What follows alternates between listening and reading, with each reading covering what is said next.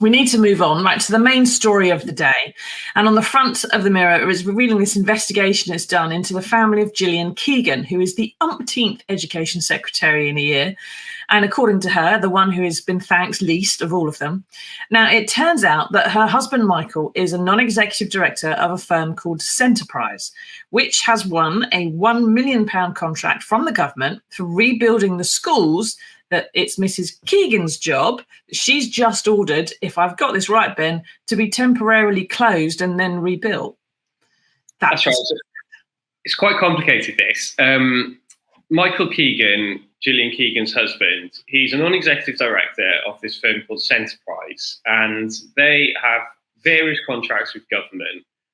Most of them seem to be via the Ministry of Defence, where Centerprise negotiates on behalf of BAE Systems, or certainly sort of represents BAE Systems. One of the contracts that has been awarded, and my colleague Nick Summerlad, our investigations editor, has uncovered this, it's for IT to do with the school's rebuilding programme. It's worth £1 million. Now, this was signed whilst Gillian Keegan was already the Education Secretary. I think it was signed back in May. Now, what the government would say, what the government has said, the Department for Education, is that there's been no wrongdoing whatsoever and that the ministers weren't involved in the negotiations of this contract. And what Michael Keegan's side says is that they're always aware of the potential for how this can be represented, and it isn't like that at all. What Labour is saying is this doesn't sort of fit the smell test. There are questions to be answered. For Gillian Keegan, who's obviously enduring quite a difficult week, if you like, having closed all these schools because of the concrete crisis that ceilings might collapse, and then being caught on camera saying that she was doing an effing good job, and why didn't everybody else get off their behinds and sort it out earlier? And yesterday she stepped up that sort of why has no one done anything by having a pop at the councils and responsible bodies, which are sort of the councils, academy trusts, who look after schools, for saying they should get off their backsides and return questionnaires about whether they've got this type of concrete in their schools, and then we can get on and publish the list, etc., etc. It's not great for Gillian Keegan, and this is bound to come up at Prime Minister's Questions at noon. Keir Starmer is visiting a school in London at the moment with the Shadow Education Secretary, Bridget Phillipson. So expect Keir to say at the dispatch box at midday, I was visiting the school this morning and XYZ. I would imagine all 6 questions that the Labour leader asks to the Prime Minister will focus on this concrete crisis in our schools. Yeah, and perhaps how many that Rishi Sunak, the advice that he got when he cut the number of schools to be rebuilt from 100 to 50 when he was Chancellor of the Exchequer, all those kind of things, as well as, of course, of this possible connection here. Now, the firm says there's systems in place to prevent conflicts of interest, but what do you think, everybody? Do you think if it looks like there's a conflict of interest, that is one? And it doesn't matter whether you put some kind of, wall in place internally and Mr. Keegan doesn't take part in the bidding process. Is it still just shouldn't be happening? Or, on the other hand, as some people might say, having people who are connected to business, connected with government is beneficial, that it actually helps in some way, that it keeps them informed and keeps their feet on the ground in some way. Because Michael Keegan did get dividends from this firm that he's a non-executive director from, and it's been winning government contracts. And since COVID, I think we've all learned how relatives and mates of those in power can sometimes, and certainly did during COVID, get a bit of a leg up the old contracts ladder just from the people they know, even if it's all above board. Now, there's no evidence that any of that happened here, of course, but it does look very bad. And I sense, Ben, that Labour is going to go in on this, and it's going to start smelling pretty bad before long. Can Keegan survive in post, bearing in mind as well some of her colleagues in government are a bit cross that she's sort of raised the alarm about all this concrete roof business, because it makes everyone else in charge of public buildings look bad, and the judiciary and the hospitals, everywhere else go, hang on, we've got to close them all down if we have to close the schools down. Can she survive, do you think? Yeah, I think she will survive, not least because Rishi Sunak wants to provide stability in government, and there's probably only a year of the government left. There is going to be a reshuffle probably in the new year, I'd have thought, just to to take the government into that election year with some fresh faces, so he's got everyone in the position he wants. But remember, he appointed her education secretary, and he will want to keep her where she is, not least because she's a loyalist. And you're right that some of her Conservative colleagues are not best pleased about the dramatic action she took to shut schools or to partially close some schools just before term started because of this concrete ceiling crisis. Because if rack is found in other buildings, then the question will be, well, why aren't you shutting those? Is it okay for the roof of a hospital to collapse, for example, but not a school? And the government's still trying to get to grips with how widespread this problem is. There are inspections going on of police stations, of court buildings. The government, number 10, couldn't answer this week whether or not there was rack in prisons because they just don't know. They've increased the number of firms who are able to carry out inspections from 2 to 8, so a quadrupling of that. What we don't know, Eight! But we don't know how many surveyors there are within those firms. So whilst it's 8 companies, we don't know how many people are doing this. We don't know how long it's going to take. We don't know how widespread it is. This is the great problem with this issue, really, is nobody knows how widespread it is. So first of all, you've got to send you've got to work out which buildings need inspecting. You've got to send the inspectors in. You've got to find out if they're affected. Around about a third of those that have raised concerns turn out to be affected. Then you've got to work out what mitigations you put in place temporarily. Then you've got to work out whether you can just replace the rack or whether you need to knock it down and start again. This is going to take ages. It's going to cost a lot of money, and it's going to cause an awful lot of disruption. Yeah, and perhaps that's why schools are being slow to return the questionnaires, because if they can't get a surveyor to survey the roof, you can't ask a head teacher to go up there and give it a kick and go, well, I think that's rack. If there have only been 2 firms up till now, and they've had 5 years of warnings about this rack, and they've only had 2 firms able to do it, and now they've only increased it to 8, then of course they're not able to do the questionnaires and send it back. And whose fault is that? Blimmin' the government. Now, Gad says, the problem is I think they're beyond caring what public opinion is right now. It'll just end up in a pile of mounting concerns. And of course, Gad, it's going to be something that eventually Labour have to pay for or find a way to pay for. But I said the other day, there is so many ways that you could make this look good. We're going to rebuild schools. It's going to create jobs. Investing in the public sector and spending in the public sector gets the economy firing in a positive way. So there is a good reason for doing it. Now, at the same time that the Education Secretary is facing these questions, thousands of children are not at school or not at the right school or are learning from home or are banned from the canteen because the roof might fall down. And it's being reported on the left-hand side of the page there. You can see that ministers failed to use nearly £1 billion, 790 million quid that was earmarked for school repairs. They just didn't spend it. We've already had the allegations, Ben, that Rishi as Chancellor slashed the number of schools that were going to be rebuilt because he couldn't afford it. And also his children don't go to those schools. But now Labour's found this thing, they haven't spent all the money they did have for rebuilding them. Take us through it, because, from Rishi Sunak's point of view and the government's point of view, there isn't enough money to do what they need to do. And yet they're not spending what they do have.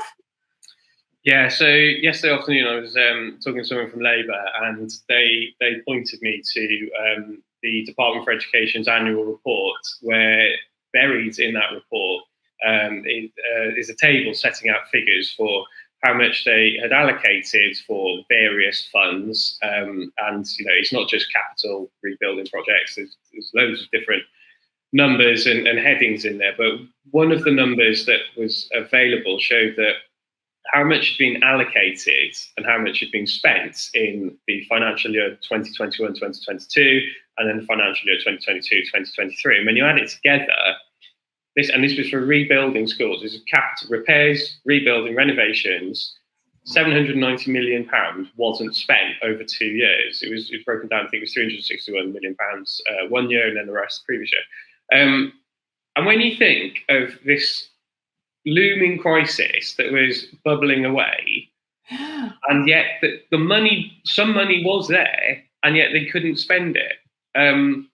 It's baffling that the money was even there and it wasn't done. Now, the government, in that report, the Department for Education says the slippage in some of the programmes, its word slippage, was due to problems within the construction industry. Now, it doesn't elaborate on that, but we know at the time that the price of building materials was going up hugely. So maybe they thought, well, let's delay it because the price will come down and we'll get more buildings done. But of course, the problem with this has been the delay all along. And also, one of the persons suggested to me yesterday, and I stress this isn't in your report, but that there's been a shortage of labour within the construction industry, which many people attribute to Brexit. So, i.e., this is what was put to me, is that some builders left after Brexit and we didn't have enough people to do the work. So that was said that is some of the reason why there was this £790 million underspend. And that is an awful lot of money, right? That's a lot of money. That is like 8 hospitals. It is 4/5 of £1 billion. That is a lot of money not to spend fixing schools, which you've now ended up shutting a load of schools because they need to fix them.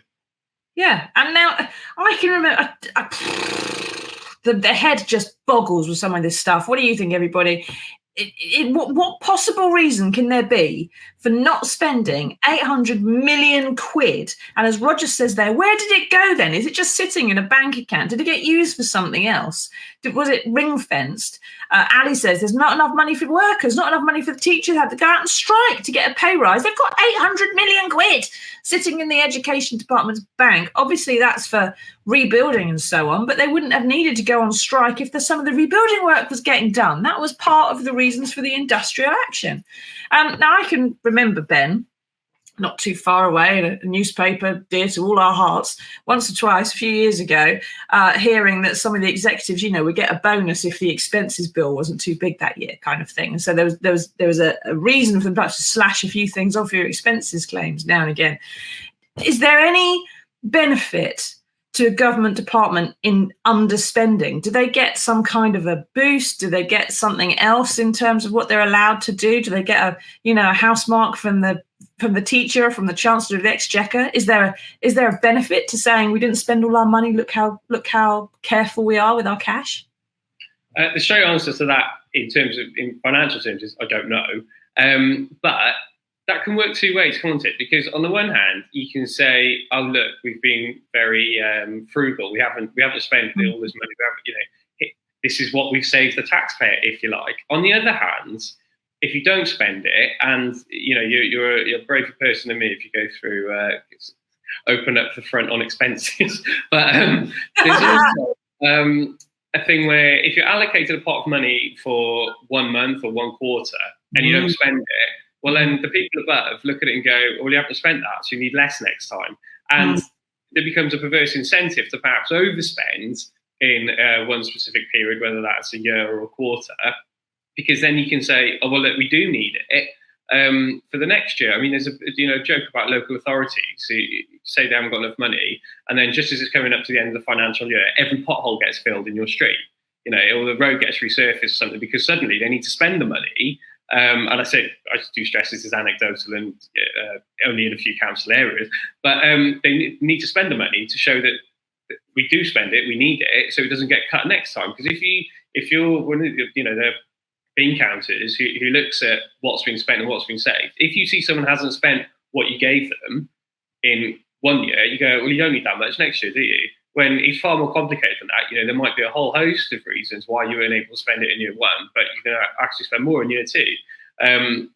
Again, there's too much short-termism in the whole of government. And this was one of the points that the National Audit Office chief yesterday made in an op-ed in the Times. He was like, you need to look at the unsexy, unglamorous stuff that's maintenance, that you can't say, look at me opening this new school. But if you fix the roof, you're not going to say, look at that we fixed the roof on this school. But it's that sort of thing that's actually more important. And if you don't do it, it'll only end up costing more in the long term. Exactly. And eventually, of course, it's all very well. You can say, well, look, we were more frugal, we didn't spend all the money, or, earn a point somehow with the Chancellor of the Exchequer. But eventually, if the school falls on some children's heads, then you've got other issues, haven't you? You've got other problems. It's not one that's going to make you look good in the long run. And as John said there, where on earth did the money go? Gad says, is there still an Office of Public Affairs and Accountability? Because the endless cycle of scandals, austerity and financial mismanagement just boggles the mind. I don't think I've ever heard of it outside of Westminster. Office of Public Affairs and Accountability, Ben, is there one? There was a Public Accounts Committee in the Department Committee of Parliament, which scrutinises government spending and works very closely with the National Audit Office. Those two bodies are spending watchdogs for how government spends money. And as someone who writes up reports from both the NAO and the PAC on a regular basis, I can say they're very scathing at times. Yes, I would suggest probably that the unofficial Office of Public Accountability is right here, Gad, right? It's the fourth estate, it's the press, because no one else really is pointing some of this stuff out, so it's probably down to us. Now, parents aren't happy. Voters, I suspect, just think this is another thing that's going horribly wrong under this particular government. But Labour has been going on the attack, Ben, with some new ads and a new shadow cabinet, of course. They're just going to sell this as, Britain is falling apart under the Tories, aren't they? After 13 years, yeah. I mean, this is becoming a very... Labour are getting a lot of capital out of the government. We've had 13 years of this. The country's fallen to bits. You can't get a doctor's appointment. Train drivers on strike. Schools are falling down. NHS waiting list, etc., etc. When you put it all together, and you can do you remember the famous Conservative poster in, I think, 1979 about Britain isn't working. Yeah. Well, he did one now, Britain is broken, which is basically stealing from David Cameron in 2010. But it's probably got more relevance now in 2023 than it did 13 years ago. Certainly when you look at the public realm. Yeah, it's pretty sticky wicket.